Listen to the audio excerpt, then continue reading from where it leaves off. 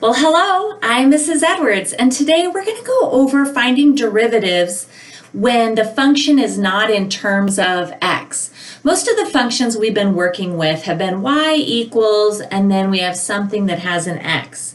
This time we're going to have a variable other than x. Then we're going to also focus on the labels of the inputs and the outputs, and then put a little bit of meaning to our answers. Let's start with this one. Write the area of a circle as a function of the radius r. One way that we could write that would just be a equals pi r squared. If I wanted to emphasize the fact that this was a function, think about the functions you know of, f of x, g of x, m of x, all those x's. Well, this time our variable is not x, our variable is r. So we could say a of r equals pi r squared. Okay, next let's find the instantaneous rate of change of the area with respect to the radius. In other words, find the derivative. If we found the derivative of y, well, we often wrote dy dx because we had the derivative of y with respect to x. Well, since we're taking the derivative of the area with respect to the radius, that is dA dr. Okay, so one way that we can write the derivative of area is dA dr, and then to find the derivative, of course, I just used the power rule. That 2 went to the front, 2 pi r to the first power. Okay, another way that we could write the derivative of a would be a prime of r. Of course, it would still be pi r squared. And yet another way to write the derivative of a would just be a prime. The first one that I wrote, dA dr, that one has the most information. And then a prime r is also pretty darn good. A prime is a lazy way of writing it, but let's be honest, sometimes mathematicians are lazy writers. All right, now what if I wanted to evaluate this derivative of a at 1? How does that look using the different notation styles? If I had dA dr, and that's my derivative of a, but I don't have a place right now to substitute 1, so what you can do to say that you're going to substitute 1 into this derivative function is to put a long line and you read that such that, and then at the bottom in little tiny print you say where the radius is 1. So I'm going to read that to you one more time. This says dA dr such that r equals 1. So it says take my a prime equation and plug in 1.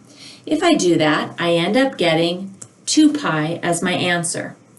Okay, well, what if I use the other notation? How about a prime of 1? If I want to evaluate the derivative function at 1, then we have a prime of 1. This is my favorite notation, but on the AP exam, they kind of go back and forth between these and honestly occasionally throw in a little bit of the lazy writing. But if I substitute 1 into the derivative, I'm still getting out 2 pi, and then a prime evaluated at 1, I could even write a long line and then down here r equals 1.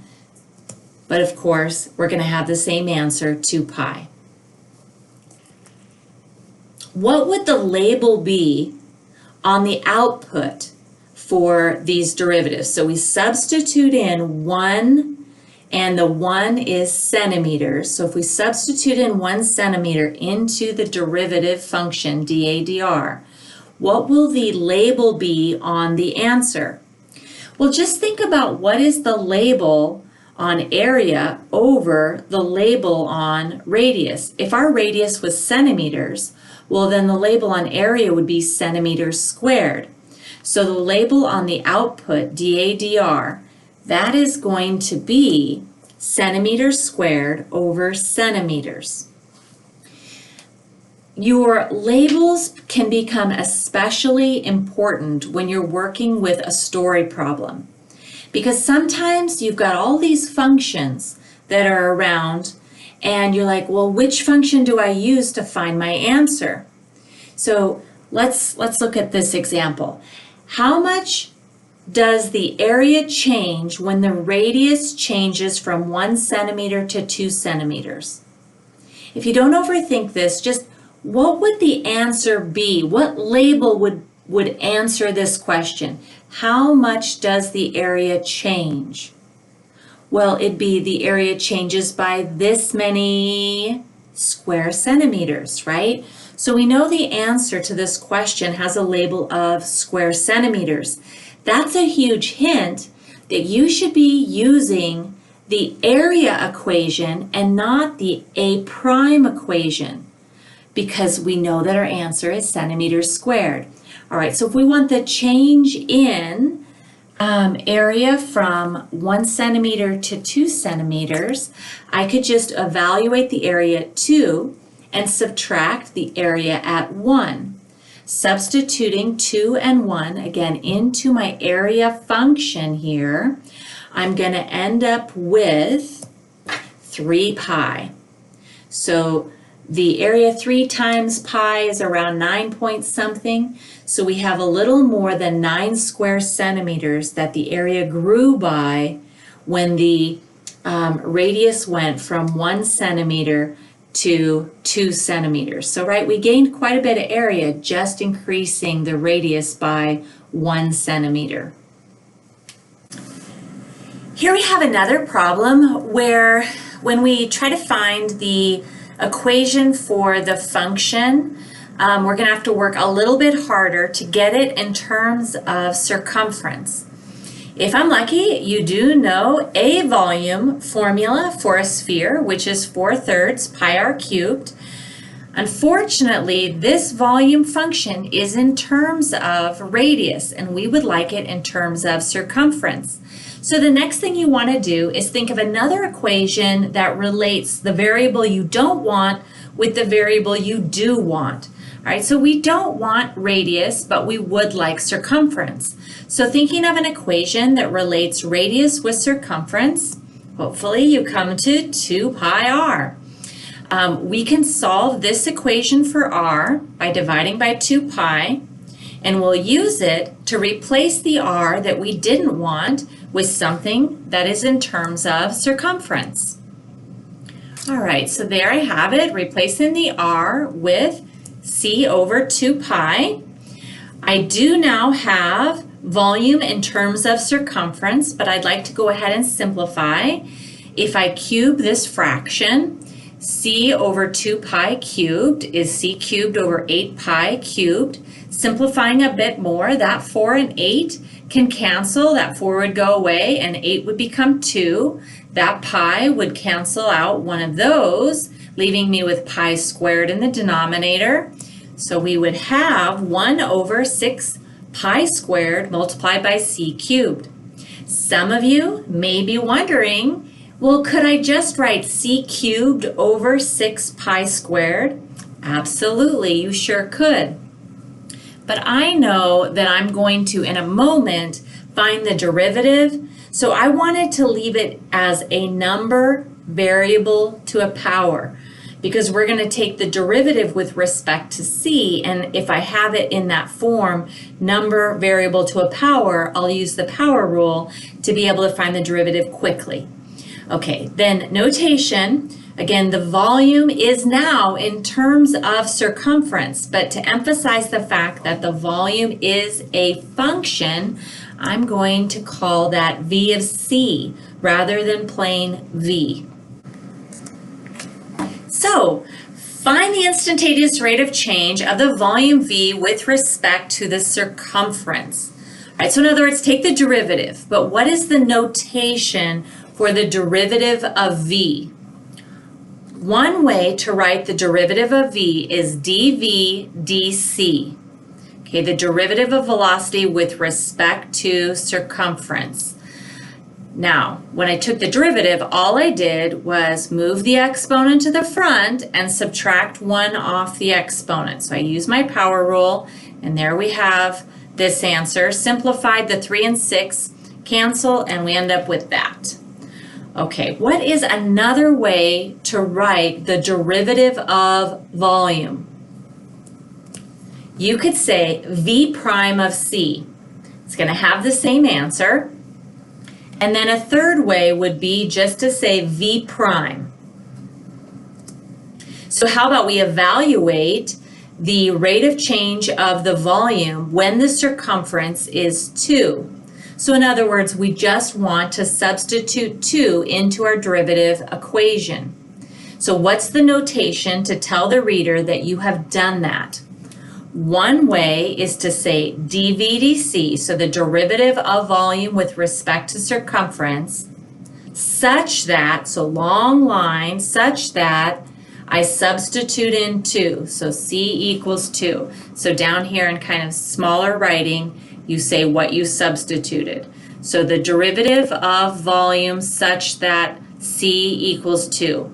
I just substitute 2 into my derivative function and simplify. We get the answer 2 over pi squared. What's another way to tell the reader that you have substituted 2 into the derivative function?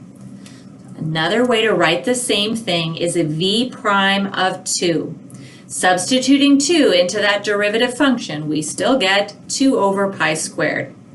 A third way, and maybe not the best way, would be to simply say that V prime is equal to 2 pi over 2. I would say even though this last way is the least helpful, it does have its place. Like if I said to you, what is your cat's name? And you said, Mr. Hobart. Well, I would assume that your cat's name is Mr. Hobart. So here, if I say, what is the rate of change of volume at circumference 2, I'm assuming that this is the rate of change of the volume when the circumference is 2. It's implied even though you didn't specifically write it. It's kind of like just not having a complete sentence, I suppose. All right, if C is measured in inches, so we're measuring the circumference in inches, what would the label be on the answer to your derivative functions when you've substituted in a number? You can just think of, well, what would the label be on volume? Since we're working in inches, that would be cubic inches. And then for circumference, the label would be inches. So the labels on the answers to a dVdc would be cubic inches per inch. It is really important that you understand what the labels are. Primarily, I know your science teachers want you to have all these labels, and that's great, but it's going to help you substantially when it comes to story problems later.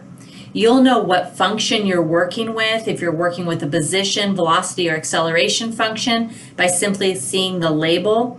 And also, if you're asked a question, you can tell what equation you should be using to get the answer. Here's an example of that. How much does the volume change when the circumference changes from 2 inches to 6 inches? So just think of a random answer without doing the math. If you wanted to know how much the volume changes, you'd say the volume changes by... So what would the label be on your answer? It'd be a label on volume. Your label would be cubic inches. So if your label is cubic inches, should you be using the volume function or should you be using the derivative function to get an answer? Well, you want to use the volume function because it's going to have answers that have labels that are like the labels you want as an answer. It just kind of is just a helpful hint for you. Okay, so the change in volume is just going to simply be evaluate the volume at 6. So what is the volume of the sphere when the circumference is 6? And then what is the volume of the sphere when the circumference is 2? So I substitute 6 into the volume function that we have here and 2. And then we simplify. And if we simplify, we're going to get about 3.512 cubic inches. So as the circumference grew from 2 inches around to 6 inches around, the volume increased by 3.512 cubic inches.